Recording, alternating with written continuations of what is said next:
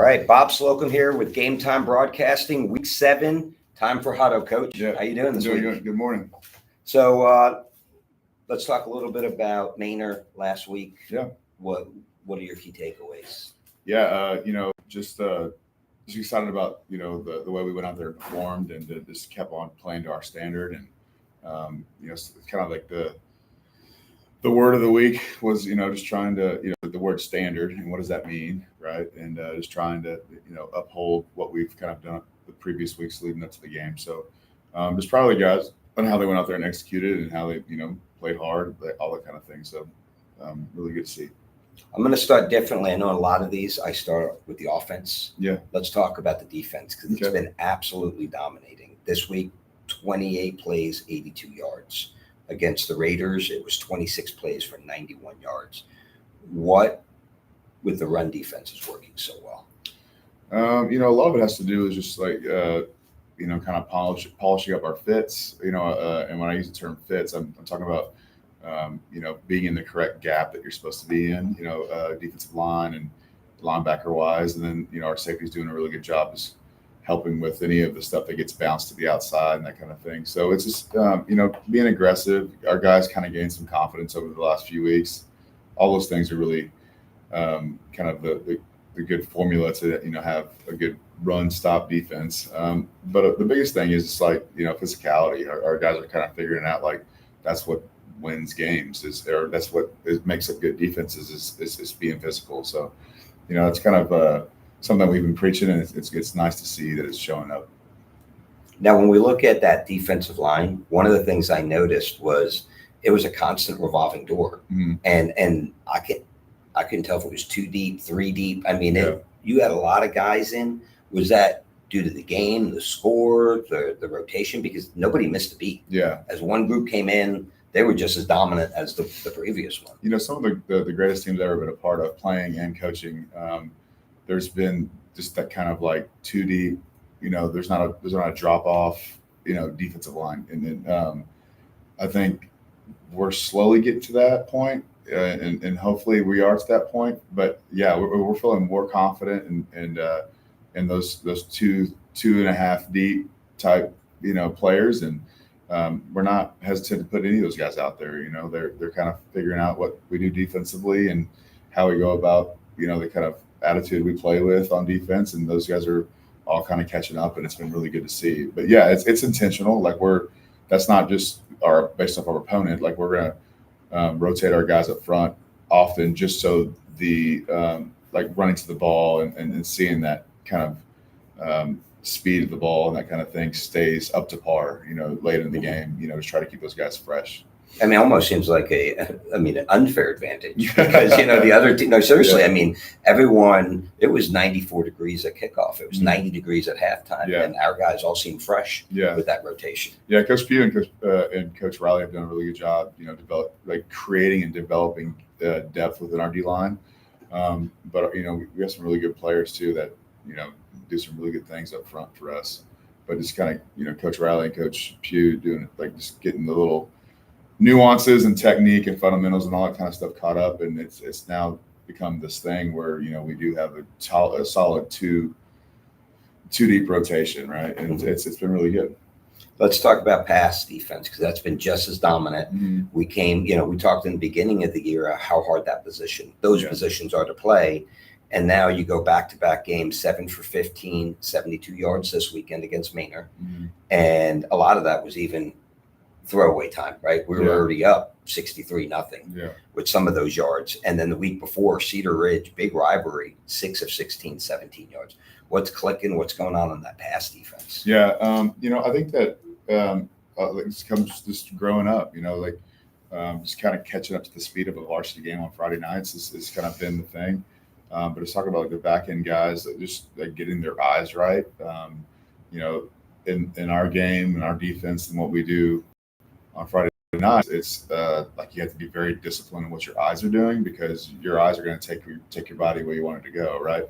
And so if you, in each and every snap, talking about a deep safety or a corner, there's a progression of what your eyes should be doing. And so if they're in any rung of the order on how to do that, then guys start kind of running free, and so just getting those guys some more discipline and getting them kind of honed in on their skills and fundamentals and that kind of thing's been really, really good. But like guys like Colton Shane and Cooper Martinez, and but even having Colin Padaville back there, sometimes, and him playing corner has been really good. Like, and also creating depth within those guys too. But a good pass defense is all about what the guys do up front. Mm-hmm. And just being me being a D lineman, I'll wholeheartedly believe that for the day I die. But yeah, I mean, if you can press the quarterback and kind of get him off the spot, then obviously the windows become a whole lot smaller. And when you're having to run around there, and you have to get the ball out early and all that kind of stuff. So that's kind of that's our formula on defense. We're gonna do our best to stop the run in first, second down, and hopefully get them on a long third down, and we're gonna get after them, up front. That's just kind of our whole mindset. I think any Cowboy fan would agree with you, whether go back to the Charles Haley pickup to put more pressure on the quarterback, or more recently, why is the defense so atrocious for the Cowboys this year? And I'm a Cowboy fan. I didn't say it. I said I'm a Cowboy fan. And they've been atrocious this year. And what did they do? They got rid of their number one pass rusher. Yeah. So I would agree with that one. Explosive offense. I've only lived here since '98, but I don't think I've ever been to a Round Rock game that we didn't run the ball until there was 8 seconds left in the first quarter. Oh. We're attacking at so many different ways. Yeah. I try to break down and watch these games. I can't predict what's going to come out. Yeah. What is the mentality on the offense here? Because it's been so explosive. And I mean, we tried to pick a player of the game. We had 3 running backs, 3 wide receivers, and a quarterback in the mix. Well, I like it that way. To be honest with you, I like it that we're able to put the ball in different kids' hands and them still make big plays. That's really cool. But Coach Tenney's done a phenomenal job in the offensive staff.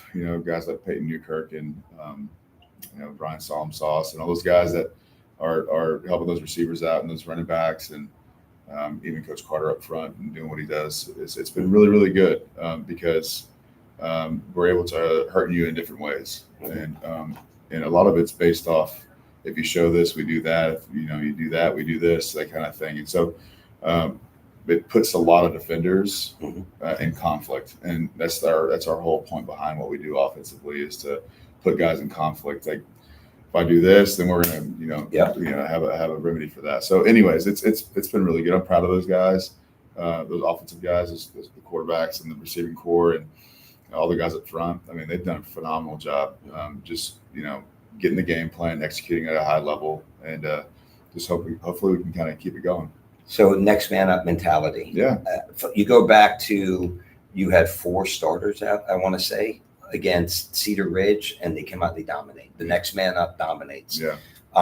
Also, we had, after the first series, Dove Stickler enters the game, and he's been back-to-back games. Just here's his number line: 10 of 11, 263 yards, 3 touchdowns. Yeah. In the first half. Yeah. This week. Last week, 18 of 21, 324, 2 touchdowns. So that's a 88% completion rate in the 2 weeks. What's clicking so well there? And how are you? I mean, I've seen offensive linemen, I've seen defensive players, I've seen defensive corners, D-backs, now quarterbacks, and the team doesn't miss a beat. Yeah. It's something that we're really trying to breed a little bit is like always thinking, even when I'm getting mental reps or whatever it may be, like we're always trying to get the kids on the same page as far as you never know when your time's going to be. Yep. And so you've always got to be ready, whether it's special teams, offense, defense, doesn't matter. So I think that our coaches have done a really good job coaching that and making sure that all of our guys are ready to go. And but to have the ability to create that depth has been really valuable. But Dove Stickler's he's hadn't played in a year and a half, and so he's really hungry. He's confident, but I will tell you what he's doing is he's not he didn't feel like he has to make a fantastic play. He just makes the play that he needs to make. That's it. That's all. Like so, for example, like if I get this read and I got to hand the ball off, he hands the ball off. Right? If I get this read and I'm supposed to throw this ball out wherever it needs to go, he throws the ball out there. He's not getting greedy. I would say, like, he's doing exactly what he's coached to do, and it's been successful, right? Mm-hmm. But it's a lot of the same stuff that Jack's always done since he's been here, and that's why I think that the quarterback play the last 2.5 years has been really, really good in that regard. Us throwing the ball more, that kind of thing, because they're just doing what they're coached to do. And worth noting, on the first and the second and the third touchdown passes, or big passes. One was the 58-yarder to Carson Griffin, who set up the touchdown. The first one out to celebrate with Dove was Jack Apple. Yeah. Right. Oh, yeah, so you see that teamwork. Yeah. And Jack was probably 80% last week, and we knew that Dove could do it.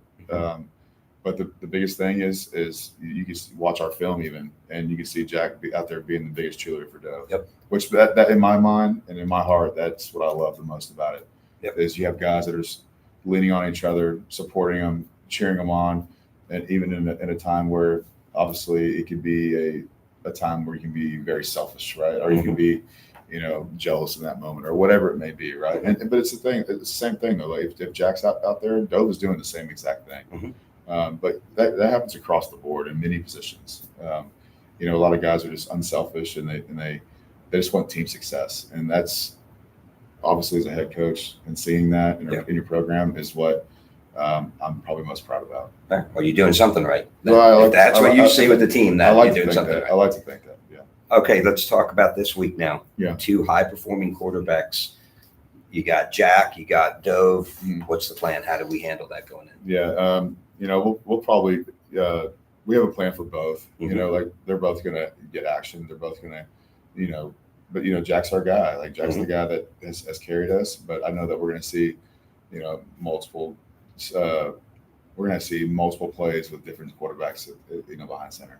Awesome. So let's expand. Final question for this week. Keys to the game. What are the keys for us to win this game? Yeah. So I would say, offensively, we've got to do a really good job of running the football. I think that there's some really good matchups up front for us. But then also too, like have what we've been doing well, and that's getting the ball to our guys out in the perimeter and letting them work in space. That's been really healthy for us. And then defensively, like Hutto's offense is explosive as can be. They're probably one of the more explosive teams that we have in our district. And so, which is exciting and it's a challenge, right? And I think our kids know that and are excited about it as well. But their run game is very healthy. Like they do a really good job running the football. Chavy's the running back. He wears number 0. He's very, very good. I mean, he's probably one of the better backs that we've seen this year. And no offense to any of the guys that we've played. That's just what I think, right? But I think that us being able to stop the run and defend him is going to be what is going to make it successful in my mind. Obviously, the big plays, killing the ball over our head, that kind of thing. But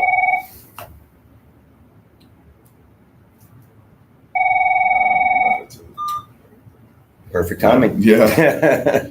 But I'm in an interview right now.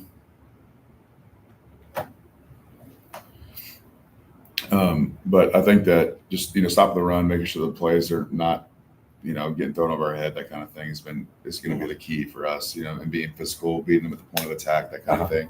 And then on top of all of that, special teams, like those same guys that are explosive on offense are also the guys that are receiving punts and receiving kicks, and but they do some things that are funky on their special teams. So just got to do a really good job being disciplined. Excellent. Good luck, Coach. Thank you, man. Appreciate Thank you. Yeah.